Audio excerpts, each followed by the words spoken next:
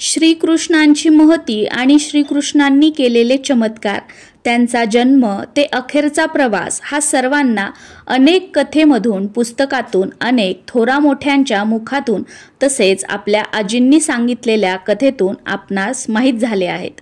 श्रीकृष्ण आणि अर्जुन यांचे स्नेहमय संबंध प्रत्येकाला माहीत आहेत. महाभारतात अर्जुनाला योग्य दिशा दाखवणारे आणि युद्धात युक्ती चातुर्याचा वापर करत अर्जुनाच्या रथाचे सारथ्य करणारे देखील स्वतः श्रीकृष्ण होते. एका कथेत अर्जुन हे श्रीकृष्णांच्या इतके निकट का होते हे सांगण्यात आलेले आहे. तीच कथा आणि नामस्मरणाचे महत्त्व आणि प्रकार. एकदा गरुडाच्या मनात आले की मी भगवंताचे वाहन अर्थात मी जवळचा, माझ्याशिवाय भगवंत कुठे सुद्धा जात नाहीत. श्रीकृष्णाला माता रुक्मिणीनंतर मीच प्रिय आहे. तरीही श्रीकृष्ण त्या अर्जुनाला कसे काय एवढे महत्त्व देतात? अगदी त्याचा रथ सुद्धा चालवतात. एके दिवशी त्या गरुडाला घेऊन श्रीकृष्ण अर्जुनाकडे आले तर अर्जुन झोपला होता आणि द्रौपदी त्याच्या डोक्याला तेल मालिश करत होती. प्रत्यक्ष श्रीकृष्ण आले तरी अर्जुन उठला नाही. हे पाहून गरुडाला आणखी राग आला. पण श्रीकृष्ण हसत हसत त्याच्या डोक्याशी जाऊन बसले आणि स्वतः द्रौपदीला बाजूला करून स्वतः त्याच्या केसाला तेल लावू लागले. आता मात्र कहर झाला. या विचाराने गरुड निघणार तेवढ्यात श्रीकृष्णांनी त्याला आपल्या जागेवर बसून अर्जुनाचे केस हातात घ्यायला लावले आणि श्रीकृष्ण उठून बाहेर गेले. रागानेच गरुड बसला.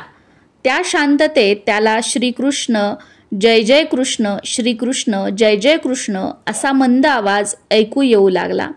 जप कुठून येतोय हे पाहता गरुडाच्या लक्षात आले की आपण जे अर्जुनाचे केस हातात घेतलेत त्यातूनच नव्हे तर अर्जुनाच्या रोमारोमातून नामस्मरण होत आहे आणि अर्जुनाची महती गरुडाला कळून चुकली. नामस्मरणाचे प्रकार. आजच्या युगात सुद्धा संत तुकाराम महाराज, संत चोखामेळा आणि श्री ब्रह्मचैतन्य गोंदवलेकर महाराज अशी अनेक उदाहरणं आहेत ज्यांचा परावाणीने जप होत असे.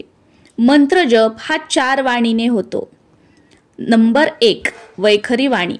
आरतीनंतर सामुदायिक जप मोठ्याने करतो तो.